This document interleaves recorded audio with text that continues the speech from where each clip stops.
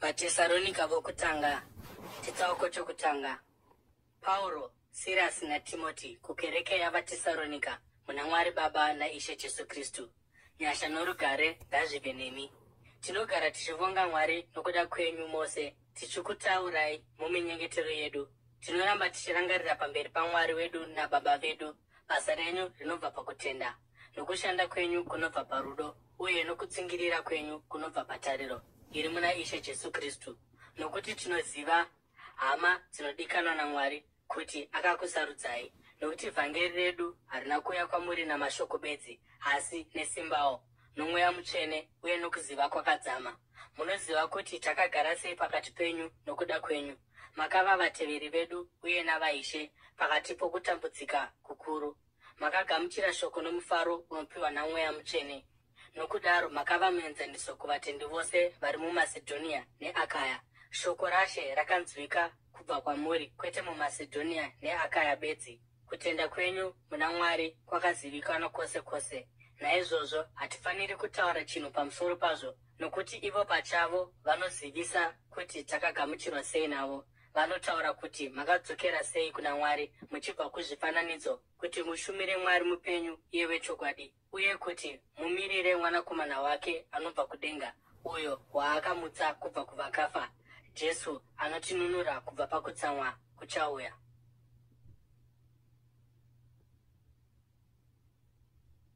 Vatesaronika vokutanga chitsauko chechipiri. Munoziva hama kuti kushanya kwedu kwamuri hakuna kuva pasina. Takanga tambotambudzika uye tikatukwa muFiripi, sezvamunoziva. Asi norubatsiro rwaMwari wedu hatina kurega kukuparidzirai vhangeri rake pakati pokupikiswa kukuru, nokuti chikumbiro chatinoita hachibvi pakukanganisa kana pamufungo usina kunaka. Uye hatisi kuedza kukunyengerai, asi tinotaura savanhu vakatenderwa naMwari kuti tipiwe vhangeri. Hatisi kuedza kufadza vanhu, asi Mwari, iye anoedza mwoyo yedu. Munozviziva kuti isu hatibati kumeso, uye hatina kuisa chifukidzo chokufukidza kukarira pfuma. Mwari ndiye chapupu chedu. Takanga tisingatsvaki kurumbidzwa kunobva kuvanhu, kwete kunobva kwamuri kana ani zvake. Savapostori vaKristu tingadai takava mutoro kwamuri, asi takanga tiri vanyoro pakati penyu, samai vanochengeta vana vavo vaduku. Taikudai zvikuru zvokuti takafara kuti tigoverane nemi, kwete vhangeri raMwari bedzi, asi noupenyu hweduwo, nokuti makanga madikanwa nesu kwazvo. Zviro kwazvo munorangarira hama kutambudzika kwedu nokuomerwa kwedu. Takashanda usiku namasikati kuti tirege kuremedza munhu upi zvake patakanga tichiparidza vhangeri raMwari kwamuri. Imi muri zvapupu uye naMwari wokuti takanga tiri vatsvene sei, vakarurama uye vasina chavangapomerwa pakati penyu imi vanotenda. Nokuti munoziva kuti takabata mumwe nomumwe wenyu sababa vanobata vana vavo. Tichikukurudzirai, tichikunyaradzai uye tichikukurudzirai kuti murarame zvakafanira kuna Mwari, iye anokudanai kuumambo hwake nokubwinya kwake. Nesuwo tinotenda Mwari nguva dzose, nokuti pamakagamuchira shoko raMwari ramakanzwa kwatiri, makarigamuchira kwete seshoko ravanhu, asi sezvariri, iro shoko raMwari riri kubata mamuri imi vanotenda. Nokuti imi hama makava vateveri vekereke dzaMwari dziri muJudhea, dziri muna Kristu Jesu. Makatambudzwa navanhu vomunyika menyu, saizvozvo kereke idzodzo dzakatambudzwawo navaJudha, ivo vakauraya Ishe Jesu uye navaprofita, uye vakatidzinga nesuwo. Havana kufadza Mwari uye vanorwa navanhu vose. Mukushinga kwavo kutidzivisa kuti titaure kuvahedheni kuti vaponeswe. Nenzira iyi vanoramba vachiunganidza zvivi zvavo kusvikira kumagumo. Kutsamwa kwaMwari kwazosvika pamusoro pavo pakupedzisira. Asi hama, patakanga taparadzaniswa nemi kwechinguva chiduku, pakuonekwa kwete mupfungwa, mukushuva kwedu kukuru takaedza chose kukuonai, nokuti takanga tichida kuuya kwamuri chokwadi. Ini Pauro ndakada kuita izvozvo nguva nenguva, asi Satani akatidzivisa. Nokuti tariro yedu ndeipiko? Mufaro wedu kana korona yatichazozvirumbidza nayo pamberi paIshe wedu Jesu paanouya? Ko, hamusimi here? Zvirokwazvo ndimi kubwinya kwedu nomufaro wedu.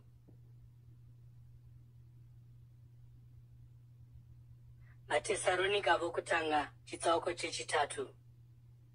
Saka patakanga tisingagoni kuramba takatsunga takafunga kuti zvaiva nani kuti tisare toga paAtene. Takatuma Timoti, anova ndiye hama yedu nomushandi waMwari, pamwe chete nesu pakuparidzira vhangeri raKristu, kuti akusimbisei nokukukurudzirai mukutenda kwenyu, kuti parege kuva nomunhu anozungunutswa nemiedzo iyi. Munozviziva chose kuti takanga takanangana nayo.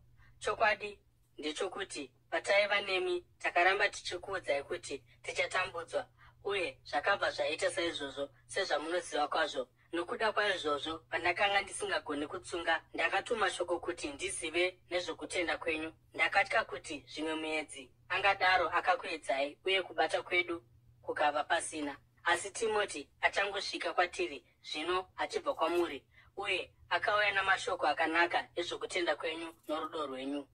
Akatiudza kuti munogara muchifunga zvakanaka nezvedu, uye kuti munoshuva kutiona sezvatinoshuva nesuwo kukuonai. Naizvozvo hama, mukusuwa kwedu kwose uye nokutambudzwa kwedu, takakurudzirwa pamusoro penyu nokuda kwokutenda kwenyu, nokuti zvino tiri vapenyu chose sezvo imi mumire nesimba munashe. Tichavonga Mwari zvizere sei nokuda kwenyu, kuti tidzorere mufaro wose watinawo pamberi paMwari wedu nokuda kwenyu. Usiku namasikati tinonyengetera zvikuru kuti tikuoneizve, uye kuti tizadzise zvamusina pakutenda kwenyu.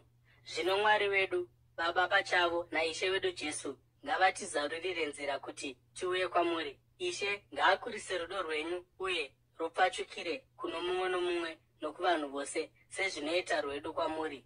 Ngaasimbise mwoyo yenyu kuitira kuti mushayiwe chamunopomerwa, uye muve vatsvene pamberi paMwari wedu naBaba vedu, pakuuya kwaIshe wedu Jesu navatsvene vake vose. Vatesaronika vokutanga, chitsauko chechina.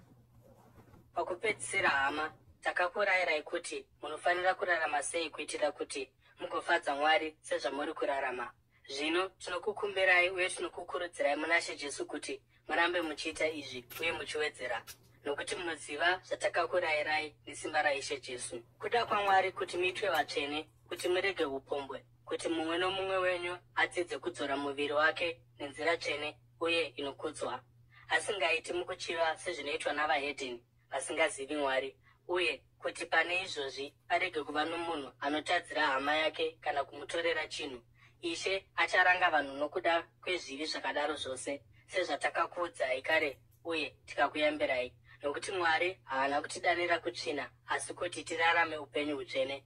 Naizvozvo uyo anoramba kurayira uku haasi kuramba munhu asi Mwari, iye anokupai mweya wake mutsvene. Zvino kana rwuri rudo kuhama, hatitsvaki kukunyorerai, nokuti imi pachenyu makadzidziswa naMwari kuti mudanane, uyezve munoda hama dzose muMasedhonia yose. Asi tinokukurudzirai hama kuti muite izvozvo uye muchiwedzera.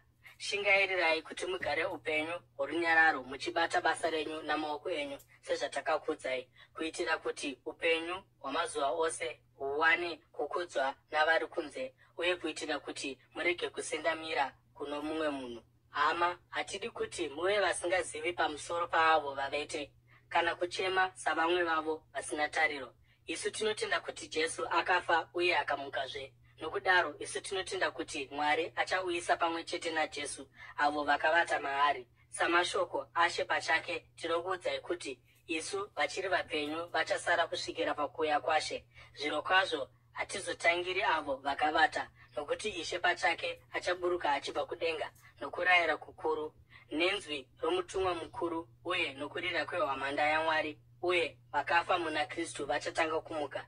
Shure kwaizvozvo, isu vachiri vapenyu uye vakasara tichatorwa pamwe chete navo mumakore kuti tisangane naShe mudenga, nokudaro tichava naShe nokusingaperi.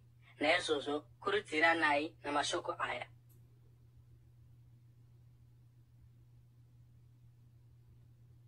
Vatesaronika vokutanga, chitsauko chechishanu. Zvino hama, kana dziri nguva kana misi hatifaniri kuti tikunyorerei, nokuti imi munoziva kwazvo kuti zuva raShe richauya sembavha usiku. Vanhu pavanenge vachiti rugare norunyararo, kuparadzwa kuchasvika pamusoro pavo nokukurumidza. Somukadzi ane mimba worwadziwa, uye havangapunyuki, Asi imi hama hamusi murima zvokuti zuva iri rikusvikirei sembavha. Imi mose muri vanakomana vechiedza navanakomana vamasikati. Hatizi vousiku kana verima. Saka zvino ngatiregei kuita savamwe vavete, asi ngatisvinurei uye tive vanozvidzora. Nokuti avo vanovata usiku, uye avo vanodhakwa usiku. Asi sezvo tiri vamasikati ngatizvidzorei, takapfeka kutenda norudo sechidzitiro chechipfuva, netariro yoruponeso senguwani. Nokuti Mwari haana kutisarudza kuti tive vokutsamwirwa, asi kuti tigamuchire ruponeso kubudikidza naIshe wedu Jesu Kristu. Akatifira isu kuitira kuti kunyange takasvinura kana tivete, tigare pamwe chete naye. Naizvozvo kurudziranai uye muvakane sezvamunoita zvino. Zvino tinokukumbirai hama kuti muremekedze avo vanoshanda nesimba pakati penyu, vari pamusoro penyu muna She, uye vanokurayirai. Muvakudze zvikuru murudo nokuda kwebasa ravo. Garai murunyararo nomumwe wenyu. Uye tinokukurudzirai hama kuti muyambire avo vano usimbe, mukurudzire vanotya, batsirai vasina simba, muite mwoyo murefu kuvanhu vose. Muve nechokwadi kuti kurege kuva nomunhu anodzorera chakaipa nechakaipa, asi edzai kuva nomwoyo munyoro kuno mumwe wenyu, uye nokuna vose.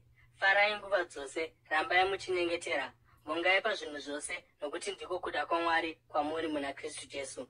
Musadzima moto womweya, musazvidza zviprofita, edzai zvinhu zvose, batirirai kune zvakanaka, regai zvakaipa zvose. Mwari pachake, iye Mwari worugare, ngaakuitei vatsvene kwazvo. Mweya wenyu wose, nomwoyo uye nomuviri zvichengetwe zvisina mhosva pakuuya kwaIshe wedu Jesu Kristu.